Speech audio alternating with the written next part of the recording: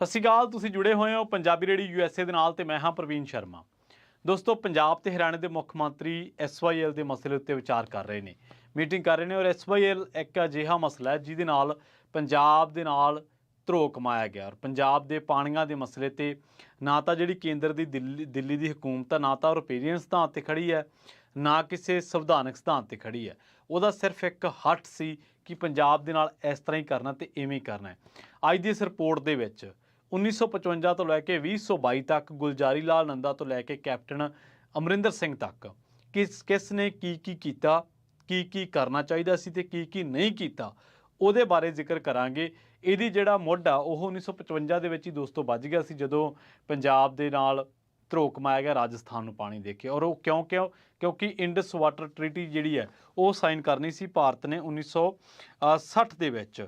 ਤੇ ਉਹਦੇ ਵਿੱਚ ਇਹ ਸ਼ੋਅ ਕਰਨਾ ਸੀਗਾ ਕਿ ਭਾਰਤ ਨੂੰ ਪਾਣੀ ਵੱਧ ਚਾਹੀਦਾ ਤੇ ਇਸ ਕਰਕੇ ਰਾਜਸਥਾਨ ਨੂੰ ਪਾਣੀ ਜਿਹੜਾ ਵਾ ਉਹ ਦਿੱਤਾ ਗਿਆ। ਪਰ ਇੱਥੇ ਚਲਾਕੀ ਕੀ ਹੈ? ਇੱਥੇ ਚਲਾਕੀ ਹੈ ਕਿ ਜਿਹੜਾ ਰਾਜਸਥਾਨ ਆਜ਼ਾਦੀ ਤੋਂ ਪਹਿਲਾਂ ਪਾਣੀ ਦੀ ਰਾਇਲਟੀ ਦੇ ਰਿਹਾ ਸੀ, ਅੱਜ ਤੱਕ ਉਹਨੇ ਰਾਇਲਟੀ ਦੀ ਗੱਲ ਨਹੀਂ ਕੀਤੀ। ਔਰ ਗੁਲਜ਼ਾਰੀ ਲਾਲ ਨੰਦਾ ਨੇ ਬਕਾਇਦਾ ਇਹਦੇ ਬਾਬਤ ਕਿਹਾ ਸੀਗਾ ਕਿ ਰਾਇਲਟੀ ਸੰਬੰਧੀ ਇੱਕ ਮੀਟਿੰਗ ਅਲੱਗ ਤੋਂ ਰੱਖਾਂਗੇ ਤੇ ਉਹਦੇ ਵਿੱਚ ਤੈਅ ਕਰ ਲਾਂਗੇ ਕਿ ਕਿੰਨਾ ਪਾਣੀ ਜਿਹੜਾ ਕਿੰਨੇ ਪਾਣੀ ਦੇ ਪੈਸੇ ਜਿਹੜੇ ਆ ਉਹ ਰਾਜਸਥਾਨ ਨੂੰ ਦੇਣੇ ਜਾਂ ਹੋਰ ਕੁਛ ਮੱਦਾਂ। ਬਾਅਦ ਦੇ ਵਿੱਚ ਉਹ ਕੱਲ੍ਹ ਨਹੀਂ ਆਇਆ, ਉਹ ਮੀਟਿੰਗ ਨਹੀਂ ਹੋਈ। ਉਸ ਤੋਂ ਬਾਅਦ ਕਿਵੇਂ 1976 ਦੇ ਵਿੱਚ ਇੰਦਰਾ ਗਾਂਧੀ ਨੇ ਇੱਕ ਤਰਫਾ ਫੈਸਲਾ ਸੁਣਾ ਕੇ ਔਰ ਪੂਰਾ ਆਪਦੀ ਜਿਹੜੀ ਹੈ ਹੰਕਾਰੀ ਬਿਰਤੀ ਦੇ ਨਾਲ ਪੰਜਾਬ ਉੱਤੇ ਉਹ ਫੈਸਲਾ ਥੋਪਿਆ। ਉਸ ਤੋਂ ਪਹਿਲਾਂ ਚੌਧਰੀ ਦੇਵੀ ਲਾਲ ਵਰਗੇ ਆਗੂ ਜਿਹੜੇ 1965 ਦੇ ਵਿੱਚ ਕਹਿੰਦੇ ਰਹੇ ਪੁਨਰਗਠਨ ਐਕਟ ਤੋਂ ਪਹਿਲਾਂ ਕਿ ਹਰਿਆਣੇ ਦਾ ਪੰਜਾਬ ਦੇ ਪਾਣੀਆਂ ਤੇ ਕੋਈ ਹੱਕ ਹੀ ਨਹੀਂ ਹੈ।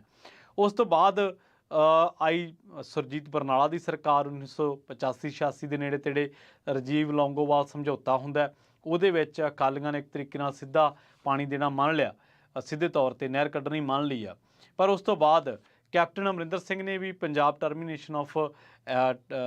ਵਾਟਰ ਟਰਮੀਨੇਸ਼ਨ ਐਕਟ ਲਿਆਂਦਾ, ਪਰ ਉਹਦੇ ਵਿੱਚ ਵੀ ਧਾਰਾ ਜਿਹੜੀ ਆ 5 ਹੈ ਉਹ ਰਾਜਸਥਾਨ ਵਾਲੀ, ਉਹਦੇ ਬਾਰੇ ਕੋਈ ਜ਼ਿਕਰ ਨਹੀਂ ਕੀਤਾ ਗਿਆ। ਸੋ ਅੱਜ ਦੀ ਇਸ ਰਿਪੋਰਟ ਦੇ ਵਿੱਚ ਤੁਹਾਨੂੰ ਬਾਤ ਤਫਸੀਲ ਦੱਸਣ ਦੀ ਕੋਸ਼ਿਸ਼ ਕਰਾਂਗੇ ਕਿ ਕਿਵੇਂ 1955 ਤੋਂ ਬਾਅਦ ਜਿਹੜੇ ਮੁੱਢ ਬੱਝੇ ਪੰਜਾਬ ਦੇ ਨਾਲ ਧੋਖੇ ਦੇ, ਧਰੋ ਦੇ, ਪੰਜਾਬ ਉੱਤੇ ਧੱਕੇਸ਼ਾਹੀ ਕਰਨ ਦੇ, ਤੇ ਕਿਵੇਂ ਫਿਰ ਇਹ ਸਾਲ ਦਰ ਸਾਲ ਜਿਹੜੀਆਂ ਚੀਜ਼ਾਂ ਉਹ ਚੱਲਦੀਆਂ ਰਹੀਆਂ ਤੇ ਅੱਜ ਤਕਰੀਬਨ ਅੱਧੀ ਸਦੀ ਤੋਂ ਵੀ ਵੱਧ ਦਾ ਜਿਹੜਾ ਵਕਫਾ ਹੋ ਚੁੱਕਿਆ। ਪੰਜਾਬ ਨੂੰ ਨਾ ਰਾਇਲਟੀ ਮਿਲੀ ਪਾਣੀ ਦੀ, ਨਾ ਪੰਜਾਬ ਨੇ ਕਿਸੇ ਨੇ ਪੰਜਾਬ ਦੀ ਹੱਕ ਜਾਣਨ ਦੀ ਕੋਸ਼ਿਸ਼ ਹੀ ਨਹੀਂ ਕੀਤੀ।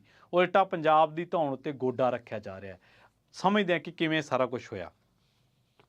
ਸਭ ਤੋਂ ਪਹਿਲਾਂ ਤਾਂ ਇਹ ਹੈ ਕਿ ਪੰਜਾਬ ਦੇ ਦਰਿਆਵਾਂ ਰਾਵੀ, ਬਿਆਸ ਤੇ ਸਤਲੁਜ ਦੇ ਜਿਹੜੇ ਪਾਣੀਆਂ ਦੀ ਵੰਡ ਆ, ਆਪਹੁਦਰੀ ਵੰਡ ਜਿਹੜੀ ਆ ਸਰਵ ਪ੍ਰਵਾਨਿਤ ਰਿਪੇਰੀਅਨ ਸਿਧਾਂਤ ਨੂੰ ਠੁਕਰਾ ਕੇ ਕੀਤੀ ਗਈ ਤੇ ਇਸੇ ਵਿੱਚੋਂ ਹੀ ਖੜਾ ਹੁੰਦਾ SYL ਵਿਵਾਦ।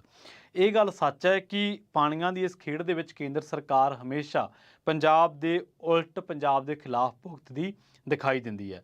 ਪੰਜਾਬ ਨੇ ਦੇਸ਼ ਦੀ ਵੰਡ ਦਾ ਸੰਤਾਪ ਚੱਲਿਆ, ਮਿਲੀਅਨ ਤੋਂ ਵੱਧ ਲੋਕ ਸਾਡੇ ਪੰਜਾਬੀ ਮਾਰੇ ਗਏ, ਕਤਲੋ ਗਾਰਤ ਹੋਈ, ਸਾਡੇ ਸਾਸੇ ਉਧਰ ਚਲੇ ਗਏ। ਆਪਾਂ ਵੇਖਿਆ ਰੌਲਾ ਪਿਆ 47 ਦੀ ਵੰਡ ਤੋਂ ਬਾਅਦ ਭਾਰਤ ਤੇ ਪਾਕਿਸਤਾਨ ਦਾ ਪਾਣੀਆਂ ਨੂੰ ਲੈ ਕੇ।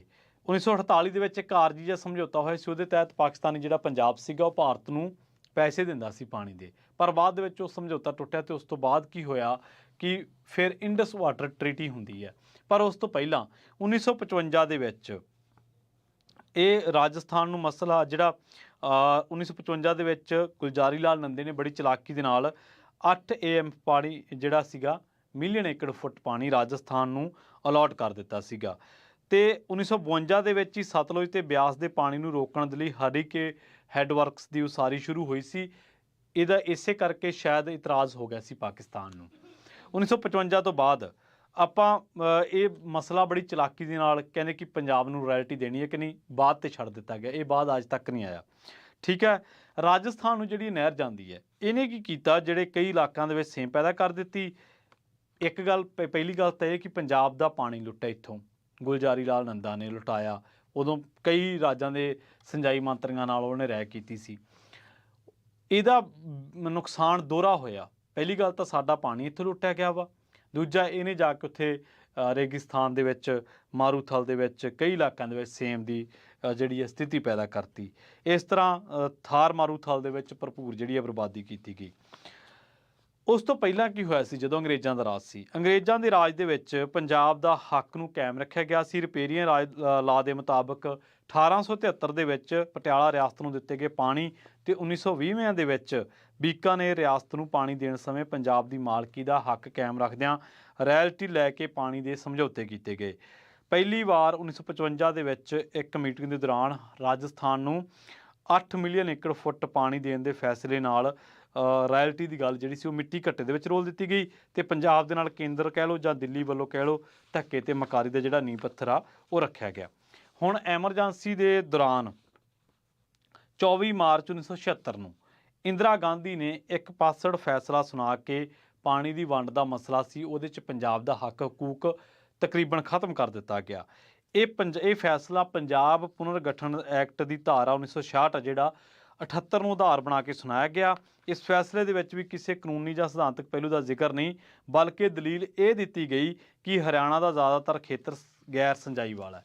ਹੁਣ ਮੈਂ ਦੱਸਿਆ ਕਿ ਇੱਥੇ ਕੋਈ ਸਿਧਾਂਤਕ ਜਾਂ ਕਾਨੂੰਨੀ ਤਰਕ ਨਹੀਂ, ਸਿਰਫ ਇਹ ਕਿਹਾ ਗਿਆ ਕਿ ਹਰਿਆਣਾ ਦਾ ਬਹੁਤਾ ਇਲਾਕਾ ਗੈਰ ਸਿੰਜਾਈ ਵਾਲਾ ਹੈ, ਇਸ ਕਰਕੇ ਹਰਿਆਣੇ ਨੂੰ ਪਾਣੀ ਦੇਣਾ, ਮਤਲਬ ਕਾਨੂੰਨੀ ਤੌਰ ਤੇ ਹਰਿਆਣਾ ਉਸ ਪਾਣੀ ਦਾ ਹੱਕਦਾਰ ਨਹੀਂ ਹੈ। ਜਦ ਕਿ ਜਿਹੜਾ ਪੰਜਾਬ ਦਾ ਪੱਖ ਸੀਗਾ ਉਹ ਇਹ ਹੋਣਾ ਚਾਹੀਦਾ ਸੀਗਾ ਕਿ ਪੰਜਾਬ ਦੇ ਪਾਣੀਆਂ ਦੀ ਵੰਡ 60-40 ਦੇ ਅਨੁਪਾਤ ਦੇ ਵੰਡਣ ਨਾਲ ਵੀ ਦਲੀਲ ਵੀ ਜੇ ਮੰਨ ਲਈਏ ਆਪਾਂ ਤਾਂ ਯਮੁਨਾ ਦੇ 4.56 MF ਪਾਣੀ ਨੂੰ ਸਮੁੱਚੇ ਪਾਣੀ ਦੇ ਵਿੱਚ ਜੋੜ ਕੇ ਕਿਉਂ ਨਹੀਂ ਵੰਡਿਆ ਗਿਆ। ਜੇਕਰ ਪਾਣੀ ਦੀ ਕਮੀ ਦੀ ਦਲੀਲ ਦੇਣੀ ਹੈ ਤਾਂ ਰਾਜਸਥਾਨ ਵੱਲੋਂ ਜਿਹੜਾ ਨਰਮਦਾ ਨਦੀ ਦੇ ਵਿੱਚੋਂ ਪਾਣੀ ਮੰਗਣ ਦੀ ਅਰਜ਼ੀ ਸੀ ਉਹ ਫਿਰ ਸੁਪਰੀਮ ਕੋਰਟ ਨੇ ਰੱਦ ਕਿਉਂ ਕੀਤੀ। ਸੋ ਉਸ ਤੋਂ ਬਾਅਦ ਜਿਹੜਾ ਵਾ ਕੇਂਦਰ ਸਰਕਾਰ ਨੇ ਪੰਜਾਬ ਦੇ ਮੌਜੂਦਾ ਪਾਣੀਆਂ ਦੇ ਵਿੱਚੋਂ 0.12 ਮਿਲੀਅਨ ਏਕੜ ਫੁੱਟ ਦਿੱਲੀ ਨੂੰ, ਹਰਿਆਣਾ ਨੂੰ 3.5 ਤੇ ਬਾਕੀ 3.5 ਮਿਲੀਅਨ ਏਕੜ ਫੁੱਟ ਪੰਜਾਬ ਨੂੰ ਅਲਾਟ ਕਰ ਦਿੱਤਾ ਗਿਆ। ਸੋ ਪੰਜਾਬ ਪੁਨਰਗਠਨ ਐਕਟ ਆ ਜਿਹੜਾ 1966 ਉਹਦੀਆਂ ਧਾਰਾਵਾਂ 78, 79 ਤੇ 80 ਦੇ ਤਹਿਤ ਇਹ ਫੈਸਲਾ ਸਿਆਸਤ ਤੋਂ ਬਿਲਕੁਲ ਪ੍ਰੇਰਿਤ ਸੀਗਾ। ਰਾਵੀ ਦਰਿਆ ਦੇ ਨਾਲ ਜਿਹੜਾ ਹਰਿਆਣਾ ਦਾ ਪਾਣੀ ਵੰਡਣਾ, ਰਾਵੀ ਦਰਿਆ ਦੇ ਪਾਣੀਆਂ ਨੂੰ ਹਰਿਆਣਾ ਦੇ ਨਾਲ ਵੰਡਣ ਦੀ ਗੱਲ ਕਰੀ ਜਾਣਾ ਪੰਜਾਬ ਦੇ ਨਾਲ ਘੋਰ ਬੇਇਨਸਾਫੀ ਅਤੇ ਧੱਕੇਸ਼ਾਹੀ ਹੈ। ਕਿਵੇਂ? ਉੱਥੇ ਪੰਜਾਬ ਪੁਨਰਗਠਨ ਐਕਟ 1966 ਦੀ ਸ਼ਰੇਆਮ ਉਲੰਘਣਾ ਹੈ। ਦੁੱਖ ਦੀ ਗੱਲ ਇਹ ਹੈ ਕਿ ਪਟੇਲ ਕਮੇਟੀ ਬਣੀ ਸੀ ਇੱਕ, ਪਟੇਲ ਕਮੇਟੀ ਨੇ 1970 ਦੇ ਵਿੱਚ ਆਪਣੀ ਸਿਫਾਰਿਸ਼ ਦੇ ਵਿੱਚ ਸੈਕਸ਼ਨ 78 ਦੀ ਉਲੰਘਣਾ ਨੂੰ ਸ਼ਾਮਲ ਕਰਕੇ ਇਸ ਨੂੰ ਸ਼ਾਮਲ ਕੀਤਾ। ਸੈਕਸ਼ਨ 78 ਦੀ ਉਲੰਘਣਾ ਕੀਤੀ ਗਈ 1966 ਦੇ ਐਕਟ ਦੇ ਵਿੱਚ, ਜਿਹੜੀ ਪਟੇਲ ਕਮੇਟੀ ਸੀ 1970 ਦੇ ਵਿੱਚ।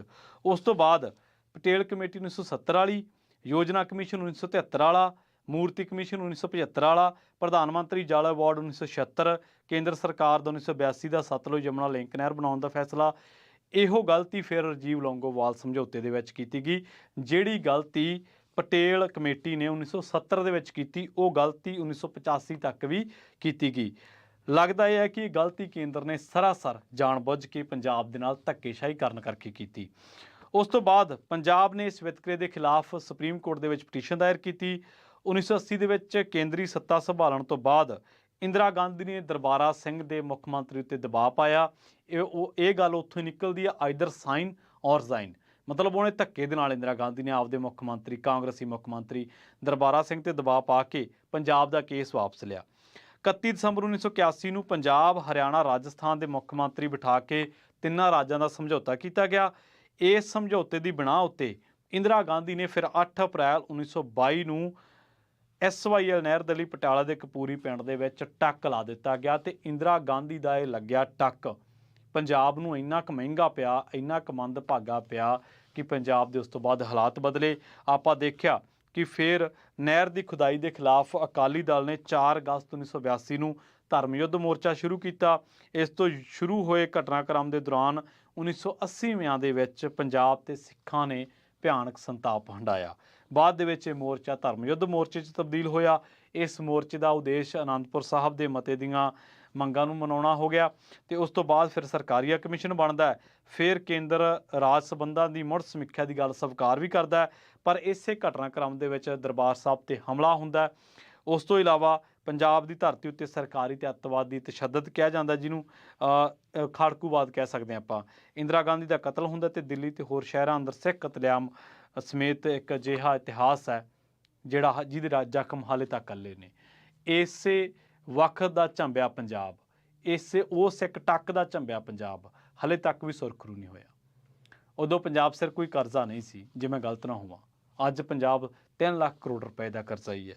ਸੋ ਇੰਦਰਾ ਗਾਂਧੀ ਦੇ ਇੱਕ ਹੱਠ ਨੇ ਪਹਿਲਾਂ ਉਹਨੇ 1976 ਦੇ ਵਿੱਚ ਇੱਕ ਤਰਫਾ ਫੈਸਲਾ ਸੁਣਾਇਆ ਉਹ ਜਿਹੜੀਆਂ ਯੋਜਨਾ ਕਮਿਸ਼ਨ, ਮੂਰਤੀ ਕਮਿਸ਼ਨ, ਪ੍ਰਧਾਨ ਮੰਤਰੀ ਜਲ ਅਵਾਰਡ, ਕੇਂਦਰ ਸਰਕਾਰ ਦਾ 1982 ਦਾ ਸਤਲੁਜ ਯਮੁਨਾ ਲਿੰਕ ਨਹਿਰ ਬਣਾਉਣ ਦਾ ਫੈਸਲਾ, ਇਹ ਸਾਰੇ ਇੱਕ ਤਰਫਾ ਸੀ। ਇਹਦੇ ਵਿੱਚ ਕਿਤੇ ਵੀ ਪੰਜਾਬ ਪੁਨਰ ਗਠਨ ਐਕਟ ਦੀ ਧਾਰਾ 78, 79, 80 ਨੂੰ ਵਿਚਾਰਿਆ ਨਹੀਂ ਗਿਆ ਕਿ ਉਹ ਧਾਰਾਵਾਂ ਕੀ ਕਹਿੰਦੀਆਂ ਨੇ। ਉਹ ਧਾਰਾਵਾਂ ਇਹੀ ਕਹਿੰਦੀਆਂ ਸੀਗੀਆਂ ਕਿ ਹਰਿਆਣੇ ਦਾ ਜਿਹੜਾ ਹੱਕ ਹਕੂਕ ਹੈ ਪਾਣੀ ਦਾ, ਉਹ ਪੰਜਾਬ ਦੇ ਵਿੱਚ ਮਾਲਕੀ ਦਾ ਬਰਾਬਰ ਦਾ ਨਹੀਂ ਹੈ। ਉਹਦੇ ਵਿੱਚ ਹੋਰ ਮੱਦਾਂ ਸੀਗੀਆਂ, ਸੰਵਿਧਾਨਕ ਮੱਦਾਂ ਸੀਗੀਆਂ, ਔਰ ਰਿਪੇਰੀਅਨ ਲਾ ਤਾਂ ਵਸਾਰ ਹੀ ਦਿੱਤਾ ਗਿਆ। ਮਤਲਬ ਦਿੱਲੀ ਨੇ ਮਿੱਥ ਕੇ ਪੰਜਾਬ ਦਾ ਪਾਣੀ ਖੋਲ੍ਹਿਆ, ਤੁਸੀਂ ਸੌਖੇ ਸ਼ਬਦਾਂ 'ਚ ਕਹਿ ਸਕਦੇ ਹੋ। ਹੁਣ ਆ ਜਾਓ ਪੰਜਾਬ ਦੇ ਸਿਆਸਤਦਾਨਾਂ ਦੀ। ਸਾਡੇ ਸਿਆਸਤਦਾਨਾਂ ਨੇ ਇਹਨਾਂ ਵਰਤਾਰਿਆਂ ਤੋਂ ਸਬਕ ਨਹੀਂ ਲਿਆ। ਇਹਨਾਂ ਨੇ ਬਾਅਦ ਦੇ ਵਿੱਚ ਕੀ ਕੀਤਾ ਕਿ ਕੇਂਦਰ ਦੀ ਧੌਂਸ ਨੂੰ ਹੋਰ ਮਜ਼ਬੂਤ ਕਰਨ ਦੇ ਲਈ ਸ਼ਕਤੀਆਂ ਦਾ ਕੇਂਦਰੀਕਰਨ ਤੇਜ਼ ਕਰ ਦਿੱਤਾ। ਅਕਾਲੀ ਦਲ ਵੱਲੋਂ ਦਰਿਆਈ ਪਾਣੀਆਂ ਦੀ ਵੰਡ ਨੂੰ ਚੁਣੌਤੀ ਦੇਣ ਦੀ ਸਿਆਸਤ ਦੇਸ਼ ਦੀ ਏਕਤਾ ਅਖੰਡਤਾ ਨੂੰ ਖਤਰੇ ਦੇ ਵਿੱਚ ਪਾਉਣ ਦੇ ਬਿਰਤਾਂਤ ਅੱਗੇ ਦਮ ਤੋੜ ਗਈ। ਬਾਅਦ ਦੇ ਵਿੱਚ ਅਕਾਲੀ ਦਲ ਨੇ ਖੁਦ ਭਾਜਪਾ ਦੇ ਨਾਲ ਬਿਨਾਂ ਸ਼ਰਤ ਸਿਆਸੀ ਸਾਂਝ ਪਾ ਕੇ ਪੰਜਾਬ ਦੇ ਹਿੱਤ ਵਸਾਰ ਦਿੱਤੇ। ਰਾਜੀਵ ਲੌਂਗੋਵਾਲ ਸਮਝੌਤੇ ਤਹਿਤ ਅਕਾਲੀਆਂ ਨੇ SYL ਦੀ ਜਿਹੜੀ ਖੁਦਾਈ ਹੈ ਖੁਦ ਸਵੀਕਾਰੀ ਸੀ। ਹੁਣ ਤੁਹਾਨੂੰ ਪਤਾ ਲੱਗ ਹੀ ਗਿਆ ਕਿ ਕਾਂਗਰਸ ਨੇ ਕੀ ਕੀਤਾ। ਕਾਂਗਰਸ ਦਾ ਜੋ ਰੋਲ ਸੀ ਉਹ ਆਪਾਂ ਵੇਖਿਆ। ਬਾਅਦ ਦੇ ਵਿੱਚ ਰਾਜੀਵ ਲੌਂਗੋਵਾਲ ਸਮਝੌਤੇ ਦੇ ਤਹਿਤ ਅਕਾਲੀਆਂ ਨੇ ਵੀ ਇਹ ਨਹਿਰ ਬਣਾਉਣੀ ਜਿਹੜੀ ਆ ਮੰਨ ਲਈ। ਆਪਣੇ ਮਫਾਦਾਂ ਲਈ ਲੀਡਰਾਂ ਦੇ ਸਮਝੌਤਿਆਂ ਨੂੰ ਪੰਜਾਬੀ ਮਨਾਂ ਨੇ ਕਦੇ ਵੀ ਪ੍ਰਵਾਨ ਨਹੀਂ ਕੀਤਾ, ਪੰਜਾਬੀ ਲੋਕਾਂ ਨੇ ਕਦੇ ਨਹੀਂ ਪ੍ਰਵਾਨ ਕੀਤਾ। ਇਸ ਨਹਿਰ ਦਾ ਬਣਨਾ ਪੰਜਾਬੀਆਂ ਲਈ ਧੱਕੇ ਅਤੇ ਵਿਤਕਰੇ ਦਾ ਪ੍ਰਤੀਕ ਬਣ ਕੇ ਉੱਭਰਿਆ। ਉਦੋਂ ਤੱਕ ਪੰਜਾਬੀਆਂ ਨੂੰ ਸਮਝ ਆ ਗਈ ਸੀਗੀ ਕਿ ਜੋ ਗੱਲਾਂ ਸਿੱਖ ਸੰਘਰਸ਼ ਦੇ ਵਿੱਚ ਮੋਹਰੀ ਆਗੂ ਔਰ ਸਿੱਖੀ ਸੰਘਰਸ਼ ਨੂੰ ਸਮਰਪਿਤ ਆਗੂ ਕਰਦੇ ਸੀ, ਉਹ ਗੱਲਾਂ ਫਿਰ ਸੱਚ ਸਾਬਤ ਹੋਈਆਂ। ਸੁਪਰੀਮ ਕੋਰਟ ਵੱਲੋਂ ਨਹਿਰ ਚਾਲੂ ਕਰਨ ਬਾਰੇ ਪੰਜਾਬ ਸਰਕਾਰ ਨੂੰ ਦਿੱਤੇ ਸਮਾਂਬੱਧ ਆਦੇਸ਼ਾਂ ਤੋਂ ਬਚਣ ਲਈ ਹਾਕਮ ਧਿਰਾਂ ਨੇ ਹਮੇਸ਼ਾ ਕਾਨੂੰਨੀ ਚੋਰ ਮੋਰੀਆਂ ਦਾ ਸਹਾਰਾ ਲਿਆ, ਪਰ ਅਕਾਲੀ ਤੇ ਕਾਂਗਰਸੀ ਸਰਕਾਰਾਂ ਨੇ ਪਾਣੀਆਂ ਦੀ ਗੈਰ ਸਿਧਾਂਤਕ ਵੰਡ ਦਾ ਕਾਰਨ ਬਣੀਆਂ ਪੰਜਾਬ ਪੁਨਰ ਐਕਟ ਦੀਆਂ ਧਾਰਾਵਾਂ 78, 79 ਤੇ 80 ਨੂੰ ਕਦੇ ਵੀ ਨਹੀਂ ਵੰਗਾਰਿਆ। ਇਹਨਾਂ ਦੇ ਵਿੱਚ ਜੋ ਖਾਮੀਆਂ ਸੀ ਉਹਨਾਂ ਨੂੰ ਕਦੇ ਵੀ ਨਹੀਂ ਵੰਗਾਰਿਆ। ਸੱਤਾ ਪ੍ਰਾਪਤੀ ਲਈ ਨਹਿਰ ਉੱਤੇ ਸਿਆਸਤ ਦੀ ਖੇਡ ਖੇਡੀ ਗਈ। ਉਹਨਾਂ ਨੇ ਅਸਲ ਮੁੱਦੇ ਗੈਰ ਰਿਪੇਰੀਅਨ ਰਾਜਸਥਾਨ ਨੂੰ ਦਰਿਆਵਾਂ ਦੇ ਪਾਣੀਆਂ ਦਾ ਅੱਧਾ ਹਿੱਸਾ ਦੇਣ ਤੇ ਕਦੇ ਵੀ ਕਿੰਤੂ ਨਹੀਂ ਕੀਤਾ। ਪਹਿਲਾਂ ਤੋਂ ਬੀਕਾਨੇਰ ਜਾਂਦੀ ਗੰਗ ਕਨਾਲ ਤੇ ਪਾਣੀਆਂ ਦੇ ਲਈ ਰਾਜਸਥਾਨ ਪੰਜਾਬ ਨੂੰ 1948 ਤੱਕ ਤਾਂ ਰਾਇਲਟੀ ਦਿੰਦਾ ਰਿਹਾ, ਪਰ 65 ਸਾਲਾਂ ਤੋਂ ਰਾਜਸਥਾਨ ਨਹਿਰ ਦੇ ਵਿੱਚ ਜਾਂਦੇ ਪੰਜਾਬ ਦੇ ਪਾਣੀਆਂ ਦੀ ਕੋਈ ਕੀਮਤ ਨਹੀਂ ਮੰਗੀ ਗਈ। ਸਾਬਕਾ ਮੁੱਖ ਮੰਤਰੀ ਕੈਪਟਨ ਅਮਰਿੰਦਰ ਸਿੰਘ 2004 ਦੇ ਵਿੱਚ ਕਿਹੜਾ ਐਕਟ ਲਿਆਉਂਦੇ ਆ? ਪੰਜਾਬ ਟਰਮੀਨੇਸ਼ਨ ਆਫ ਐਗਰੀਮੈਂਟਸ ਕਾਨੂੰਨ ਅਸੈਂਬਲੀ ਦੇ ਵਿੱਚ ਪਾਸ ਕਰਵਾ ਦਿੰਦੇ ਆ, ਪਰ ਇਸ ਦੀ ਧਾਰਾ 5 ਰਾਹੀਂ ਰਾਜਸਥਾਨ ਨੂੰ ਦਿੱਤਾ ਗਿਆ ਪਾਣੀ ਬਰਕਰਾਰ ਰੱਖਿਆ ਜਾਂਦਾ। ਸੁਪਰੀਮ ਕੋਰਟ ਨੇ 2016 ਦੇ ਵਿੱਚ ਇਹ ਕਾਨੂੰਨ ਚੱਕ ਕੇ ਵਗਾਹ ਕੇ ਮਾਰਿਆ, ਰੱਦ ਕਰਤਾ। ਇਸ ਤਰ੍ਹਾਂ ਬਾਦਲ ਸਰਕਾਰ ਨੇ 2016 ਦੇ ਵਿੱਚ ਨਹਿਰ ਦੇ ਲਈ ਜ਼ਮੀਨ ਪ੍ਰਾਪਤੀ ਕਰਨ ਵਾਲੇ ਨੋਟੀਫਿਕੇਸ਼ਨ ਖਾਰਜ ਕਰਕੇ ਜ਼ਮੀਨ ਜਿਹੜੀ ਹੈ ਕਿਸਾਨਾਂ ਨੂੰ ਵਾਪਸ ਦੇਣ ਦਾ ਐਲਾਨ ਕਰ ਦਿੱਤਾ। ਕਈ ਥਾਵਾਂ ਤੋਂ ਅਕਾਲੀ ਵਰਕਰਾਂ ਨੇ ਸੰਕੇਤਕ ਤੌਰ ਤੇ ਨਹਿਰ ਪੂਰਨ ਦੀ ਕਾਰਵਾਈ ਵੀ ਕੀਤੀ। 1965 ਦੀ ਗੱਲ ਆ ਦੋਸਤੋ। ਇਹ ਤਾਂ ਤੁਸੀਂ ਦੇਖਿਆ ਕਿ ਕਿਵੇਂ ਗੁਲਜ਼ਾਰੀ ਲਾਲ ਨੰਦੇ ਤੋਂ ਤੁਰੀਆਂ ਗੱਲਾਂ 2016 ਦੇ ਵਿੱਚ ਆ ਕੇ ਵਿੱਚੇ ਅਕਾਲੀ, ਵਿੱਚੇ ਕੈਪਟਨ ਦਾ ਰੋਲ ਤੁਸੀਂ ਦੇਖ ਲਿਆ, ਵਿੱਚ ਇਹ ਦੋ ਰੋਲ ਦੇਖ ਲਿਆ ਕਿ ਕਿਵੇਂ ਇੰਦਰਾ ਗਾਂਧੀ ਨੇ ਧੱਕੇ ਨਾਲ ਜੋ ਕੀਤਾ। ਪਰ ਚੌਧਰੀ ਦੇਵੀ ਲਾਲ ਵਰਗੇ ਆਗੂ 1965 ਦੇ ਵਿੱਚ ਖੁਦ ਮੰਨਦੇ ਰਹੇ ਹੈ ਕਿ ਪੰਜਾਬ ਦੇ ਦਰਿਆਵਾਂ 'ਤੇ ਕੋਈ ਹੱਕ ਨਹੀਂ ਬਣਦਾ, ਪੰਜਾਬ ਦੇ ਦਰਿਆਵਾਂ 'ਤੇ ਸਿਰਫ ਪਾਣੀਆਂ 'ਤੇ ਪੰਜਾਬ ਦਾ ਹੱਕ ਹੈ।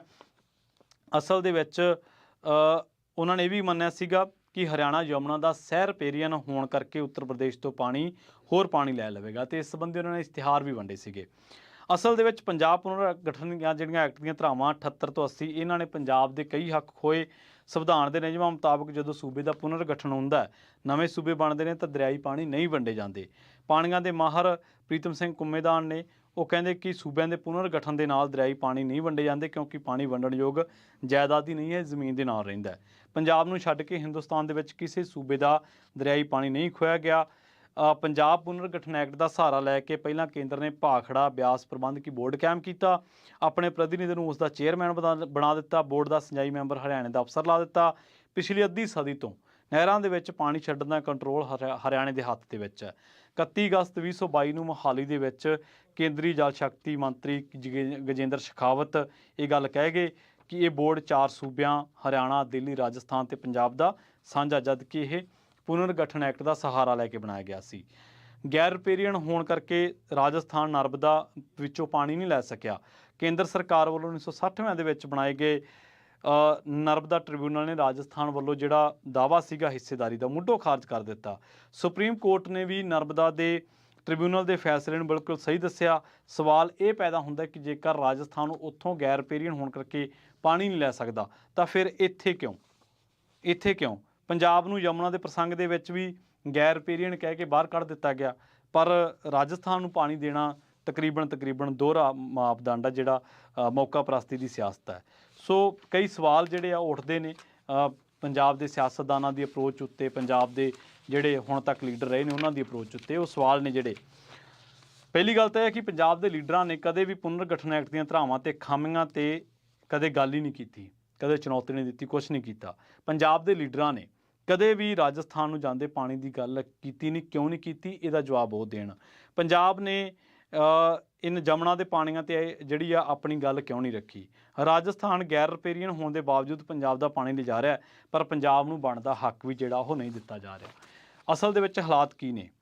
हालात ये है कि पंजाब की त्रासदी है कि पंजाब के दरियावां का 70% पानी है जिहड़ा हरियाणा, राजस्थान ते दिल्ली नूं जांदा है, जबकि इहदा अपना 70% रकबा धरती हेठले पानी नाल सिंजਿਆ ਜਾਂਦਾ है। पंजाब के 90% रकबे उत्ते दो फसली संघਣੀ खेती के लिए 14 ਲੱਖ तो वध ट्यूबवैलों राਹੀਂ धरती ਦੇ ਵਿੱਚੋਂ पानी ਕੱਢਿਆ जा रहा है। नहरी पानी सिर्फ 15 ਤੋਂ 20% फसली सिंजਦਾ है। ਜ਼ਮੀਨ ਹੇਠਲਾ पानी ਜ਼ਹਿਰੀਲਾ हो गया।